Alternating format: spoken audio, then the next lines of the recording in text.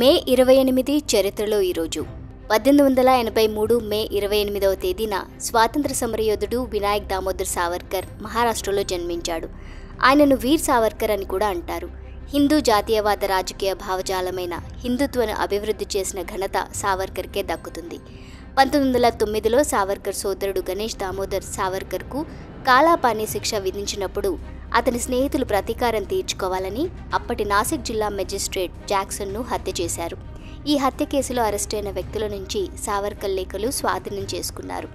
ఆ సమయంలో సావర్కర్ భారతదేశంలో లేరు. 1910 డిసెంబర్ 24న సావర్కర్ను దోషిగా నిర్ధారించి జీవిత ఖైదు విధించారు.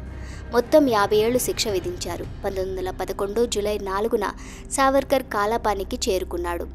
ఆయనను అండమాన్ సెల్యులర్ జైల్లో ఉంచారు. తర్వాత కాలంలో సావర్కర్ హిందూ మహాసభకు అధ్యక్షుడయ్యాడు. 1948 జనవరి 30వ తేదీన జరిగిన గాంధీ హత్యలో సావర్కర్ పేరు కూడా తెరపైకి వచ్చింది. అయితే అతనిపై సాక్ష్యాలు లేకపోవడంతో నిర్దోషిగా విడుదలయ్యాడు. వీర్ సావర్కర్ 1966 ఫిబ్రవరి 26న ముంబైలో మరణించారు. 2023 మే 28న ప్రధాని నరేంద్ర మోదీ దేశ కొత్త పార్లమెంట్ భవనాన్ని ప్రారంభించారు. కొత్త పార్లమెంట్ భవనం ప్రారంభోత్సవంలో అధికార మార్పిడికి ప్రతీకగా నిలిచే సింగోల్ను కూడా అక్కడ ఏర్పాటు చేశారు. పార్లమెంటులోని లోక్సభ భవనాన్ని జాతీయ పక్షి నెమలి థీమ్పై, రాజ్యసభను జాతీయ పుష్పకమలం థీమ్పై రూపొందించారు. పాత లోక్సభలో గరిష్టంగా 552 మంది కూర్చోవచ్చు. కొత్త లోక్సభ భవనం 888 సీట్ల సామర్థ్యం కలిగి ఉంది. పాత రాజ్యసభ భవనంలో 250 మంది సభ్యులు కూర్చునే సామర్థ్యం ఉండగా కొత్త రాజ్యసభ హాలు సామర్థ్యాన్ని 384కు పెంచారు. కొత్త పార్లమెంట్ భవనంలో ఉభయ సభలు జరిగే సమయంలో 1272 మంది సభ్యులు అక్కడ కూర్చోవచ్చు.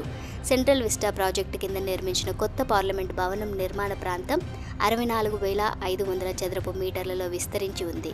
కొత్త పార్లమెంటు వైశాల్యం పాత పార్లమెంట్ భవనం కంటే 17,000 చదరపు మీటర్లు ఎక్కువ. 2008 మే 28న నేపాల్ రిపబ్లిక్ దేశంగా ప్రకటించుకుంది. దీంతో 240 ఏళ్లుగా కొనసాగిన రాచరికానికి తెరపడింది. నేపాల్ను గుప్త రాజవంశం, కిరాత్ వంశీ, సోమవంశీ, లిచ్చవి ఇంకా సూర్యవంశీ రాజులు పాలించారు.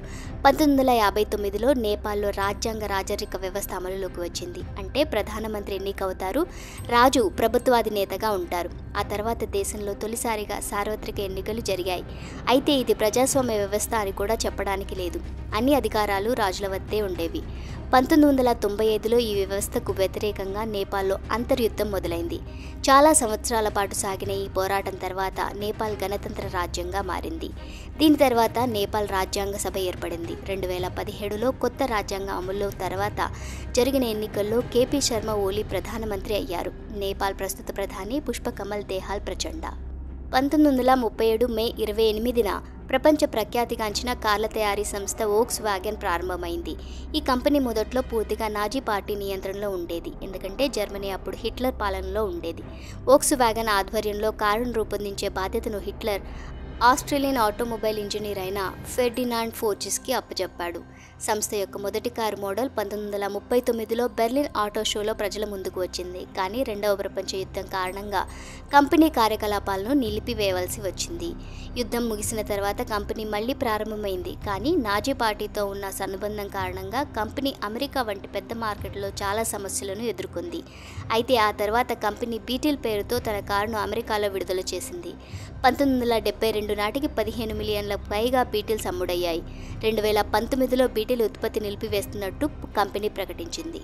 1985 మే 28న యూరోపియన్ ఫుట్బాల్ కప్ ఫైనల్లో జరిగిన అల్లర్లలో 39 మంది క్రీడాభిమానులు మరణించారు. ఆ రోజు మ్యాచ్ ప్రారంభంలో అంతా బాగానే ఉన్నా కొద్దిసేపటికి హింసాత్మక వాతావరణం నెలకొంది.